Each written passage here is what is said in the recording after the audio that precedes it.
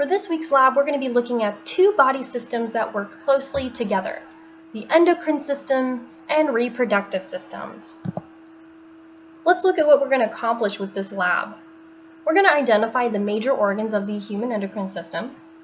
We're going to talk about the hormones that each of these organs secrete and what effects they have. We're going to identify the organs of both the male and female reproductive systems and discuss their functions. And then we're going to look at the female menstrual cycle. So let's start with the endocrine system. The endocrine system is composed of organs whose main job is to release a hormone or hormones. And a hormone is just a chemical signal that's used to communicate with other body parts. And the main focus of these chemical signals is to maintain homeostasis within the body. When these endocrine systems release their hormones, they're released into the bloodstream where they can travel to what we call target cells. Target cells are the cells, tissues, or organs that are the primary target for the hormone. Not every single cell will respond to every single hormone, and not every single cell that responds will respond in the same way. We'll talk about that as we go through. These hormones are going to bind with the target cells, and that's what's going to cause a response in those cells. Let's look at some of the endocrine organs. We have the brain, primarily the hypothalamus, which is working together with the pituitary gland. There's the pineal gland, also hiding out with the brain. Testicles, ovaries, the pancreas, the thyroid, the thymus, and the adrenal glands are all examples of endocrine organs we'll see. And these organs are going to release hormones. Remember, these hormones are just some sort of chemical signal that's released into the bloodstream that's going to travel throughout the body and affect some other part of the body, the target site or the target cells. And we can coordinate a lot of different things with hormones. We can trigger muscle growth. We can make someone feel hungry. We can increase heart rate. And we can regulate the menstrual cycle. These are just a few examples of some of the things hormones can trigger.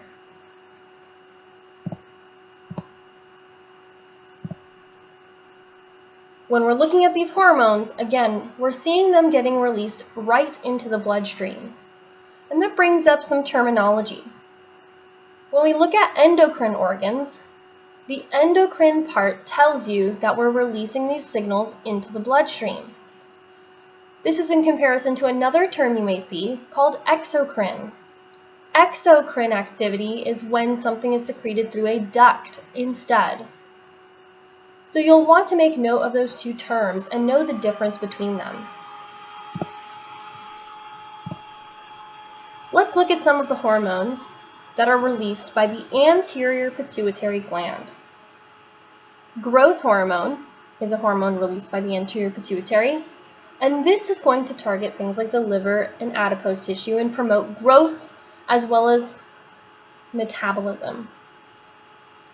Luteinizing hormone, or LH for short, is going to target the gonads, the ovaries and the testes, and that's for reproductive function. Adrenocorticotropic hormone, or ACTH for short, targets the adrenal glands, specifically the adrenal cortex, to stimulate the secretion of glucocorticoids. Thyroid stimulating hormone does what it sounds like. It's going to stimulate the thyroid gland to secrete thyroid hormones. Follicle stimulating hormone also does something similar to the name.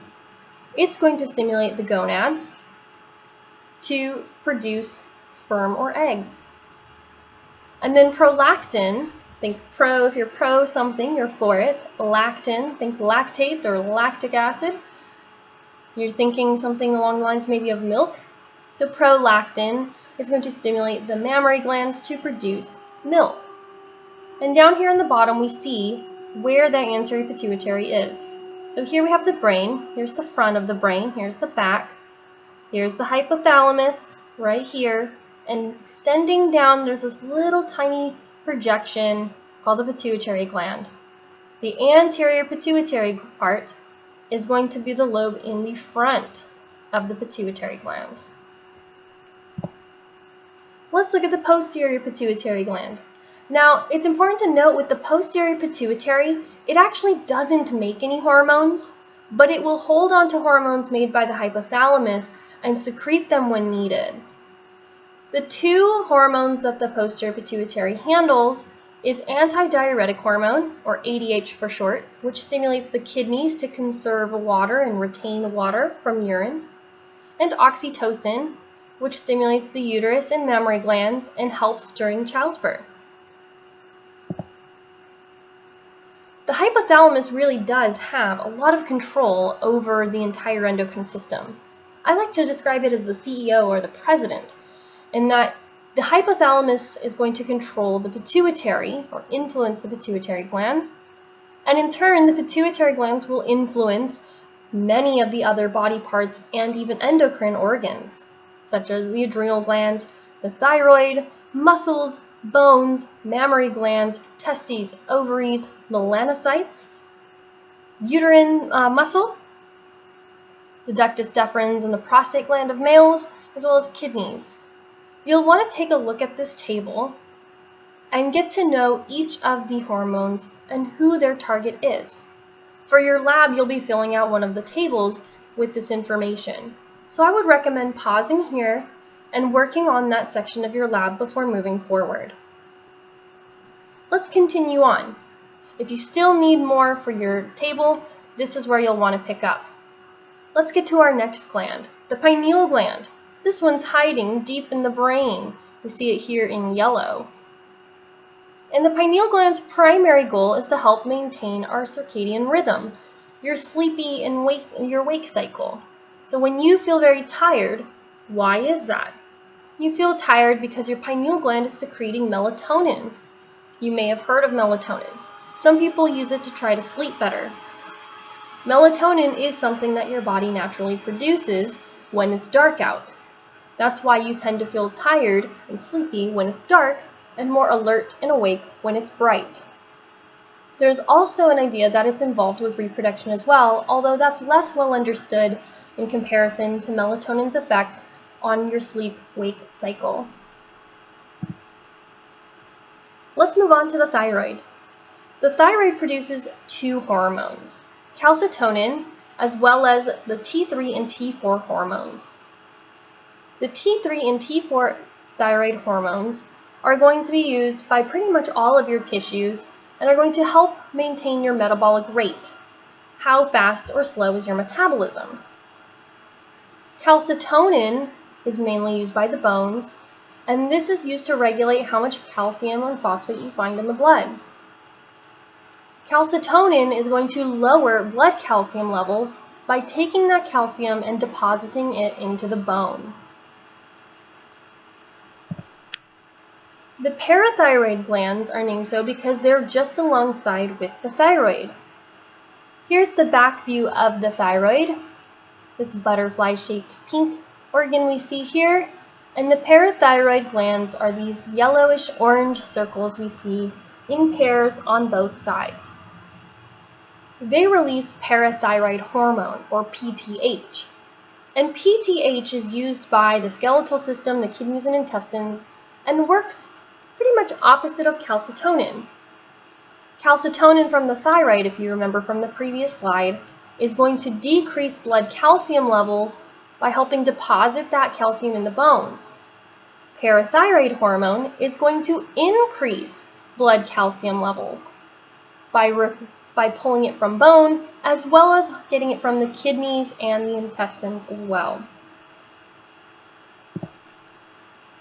The thymus is a bilobed organ that sits just superior, or just over the top of the heart.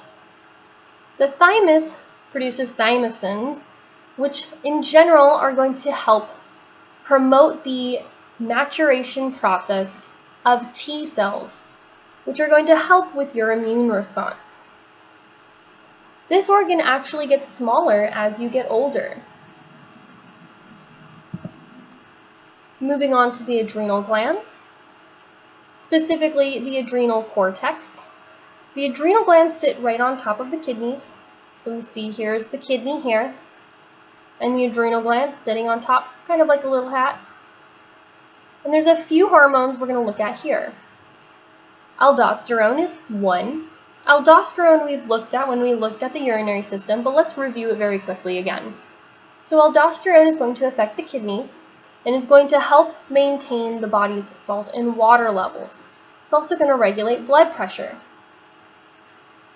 It's going to promote the body of keeping things like sodium, which will in turn help us retain water and help increase blood pressure. Our next hormone is cortisol, and this is used by all tissues and helps with your metabolism as well as your response to illness. And androgens. Androgens are used by your skin, muscle, bones, and gonads, and it's going to help promote things like growing hair in your armpits as well as pubic hair. Let's move on to the pancreas. Now, some of the hormones for the pancreas you might already be familiar with, but others you might not so be. Let's look at the ones we're familiar with and then get to know one that might be new. The pancreas produces 3 hormones that we're going to look at: insulin, glucagon, and somatostatin. Insulin you may be familiar with. You may have heard of insulin when talking about things like diabetes. Insulin is a naturally produced hormone that's used by most of your body, and it's going to help bring down your blood glucose levels. So if you go out and you eat donuts with a lot of sugar in them, when that sugar hits your bloodstream, insulin is released to help regulate and bring that level of glucose down to a more normal level. Glucagon is also released by the pancreas and is going to do the opposite. So if you don't have a high enough blood glucose level, glucagon will signal your liver to release glucose into the blood to bring that level back up. Somatostatin is probably the one you haven't heard of. Somatostatin is going to work with the intestines to inhibit acidic and intestinal secretions.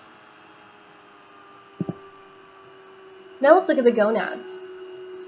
Now, depending on if you're male or female, you'll have ovaries or testes. Let's look at the ovaries first, and then we'll look at the testes.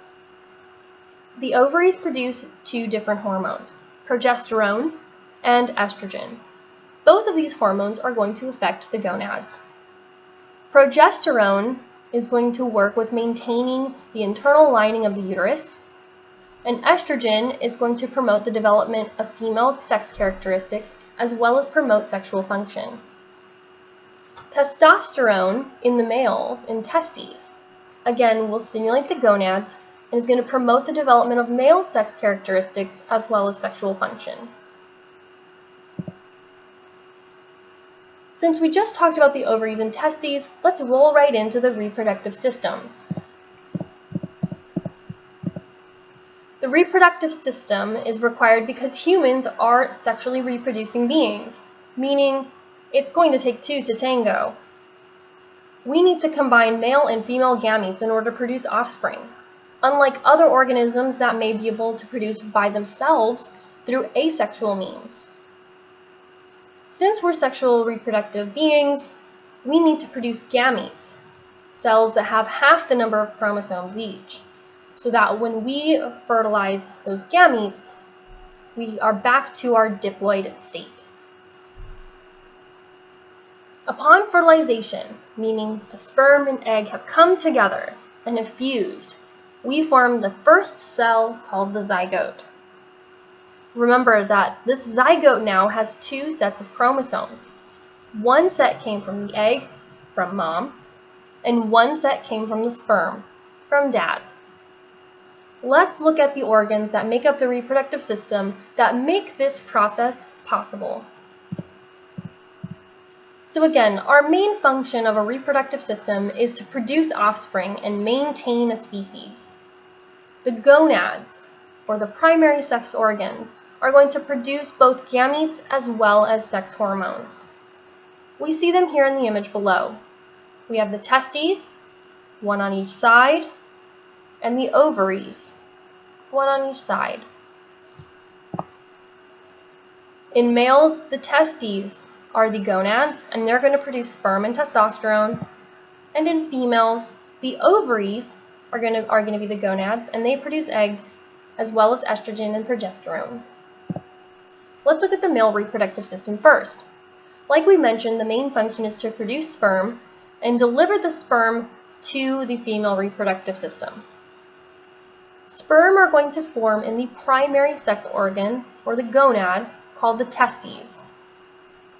Now, there is something interesting about the male reproductive system that we don't see in the female reproductive system.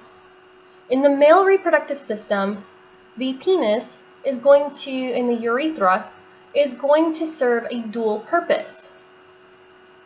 The urethra is going to serve as the exit strategy both for urine in the urinary system as well as sperm for the reproductive system.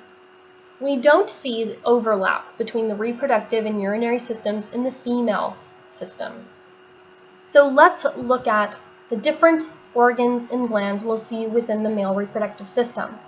We have the testes, we have a duct system, which we'll go into, accessory glands, and the penis. Let's look at these different parts. Here we see an image, one of it in its entirety and another with a sagittal cut down the middle.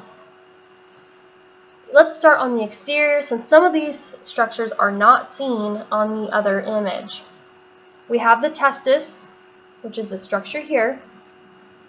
We have this structure here covering it called the epididymis. The vas deferens is this long tube we see wrapping around, and then we'll have to continue onto this picture to see the rest. Now, not everything is necessarily visible in these images. We can kind of see one of the seminal vesicles here, but we cannot see it over here. We cannot see the bulbourethral gland, although it would be down in this area here. This triangle-like structure is the prostate.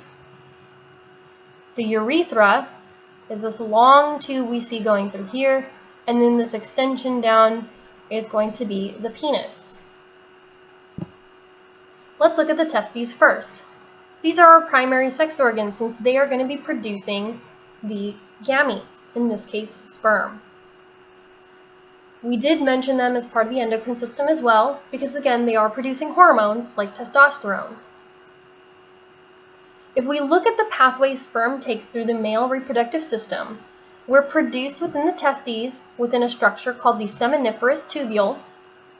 The seminiferous tubules, after forming sperm, are going to move them to the epididymis, where the sperm is going to mature and be stored until it's needed. From there, we can move along the vas deferens, also known as the ductus deferens.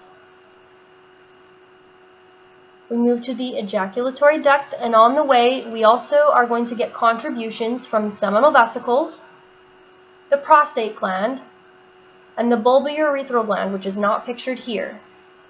These three glands are going to help produce semen, the fluid part, to ejaculate. Once we've created semen, the sperm can then continue traveling down the urethra and be ejected out through the penis. Sperm formation relies on meiosis. If you don't remember meiosis, I would refer you to go back to that chapter and review it quickly. Spermatogonia are going to be our starting point for creating sperm. We then have our primary spermatocyte, which will go through the actual process of meiosis, specifically meiosis 1. After meiosis 1, we have created 2 secondary spermatocytes. They can then go through meiosis 2, in which case we have 4 spermatids formed, which will then move to the epididymis to fully mature. Let's look at this overview of the various organs found in the male reproductive system. I won't spend time pausing here, so if you'd like to read through this table, please hit pause, and then when you're ready, move forward. Let's look at the female reproductive system now. The female reproductive system's goal is to produce eggs. And an egg needs to have a safe environment where it can either be fertilized or can be shed if it's not fertilized. Just like the testes, the ovaries are going to act as an endocrine organ as well, since they also produce hormones, namely estrogen and progesterone. These hormones are released in a very cyclic fashion, and that's what's going to drive the ovarian and the uterine cycles. We'll look at the ovarian cycle in some depth in this video. But first, let's look at the organs involved. The ovaries are just one set of several organs involved in the female reproductive system. We see them here. Like the testes, they're oval-shaped, and they're going to serve to store, reproduce, and release gametes, in this case eggs, once they're mature. These eggs are released into the oviduct, or the fallopian tube, as you may know it. Eggs that are released into the oviduct travel to the uterus, also known as the womb, which is a thick, muscular, walled container, basically, that's going to serve to help support and protect a developing embryo. Back here we have the vagina, which is connecting the uterus to the external environment. And then all of the all of these outer structures, like the labia and the clitoris, are part of the vulva. So the vulva is a collective term for all of these structures you see that are on the external side of the reproductive system in females. Do take note that when you're looking at a sagittal cut of the female reproductive system, it can be a little confusing of which duct or which tunnel is which. Keep in mind that we don't see overlap between the urinary and reproductive systems in the female body. These are separate. So this opening we see here is the urethra, which is standalone and not part of the reproductive system. The vagina is going to be part of the female reproductive system. And then in the very back, we have the rectum and the anus. You'll want to make note of these three. It may seem silly, but it's a common mistake that I've seen made many times before. Here's a picture of the model. Again, here we have it in its entirety, and here we have it cut down the middle. We see the ovary and the fallopian tube wrapping around the uterus and the vagina. Here's the summary of all of the organs found within the female reproductive system. If you need to pause here to look through it, by all means do so now. Let's move on to the menstrual cycle. The menstrual cycle is a roughly 1 month long cycle that has a series of changes that occur within a woman's body. And the purpose of this cycle is for a woman's body to prepare for the possibility of pregnancy. There are changes that occur both in the ovaries and the uterus that are controlled by the pituitary gland and the hormones produced by the ovary. Every single month, the ovaries are going to release one egg. This is a process that we call ovulation. At the same time, we're also preparing the uterus for pregnancy. That way, the released egg, if it's fertilized, will have a healthy, nourishing place to develop. If there is not fertilization, then we will shed the uterus's lining as well as the unfertilized egg. And this is better known as the menstrual cycle or the menstrual period. Let's look at the ovary and how it contributes to this. Within an ovary, there are many follicles, many primary follicles we see, which are immature eggs. Each month, some of these are going to progress and start to mature and develop. As we go through, we're going to be releasing estrogen, and one of these eggs, and only one, typically speaking, will develop so far and actually be released. So here's our secondary oocyte that's been released from its follicle.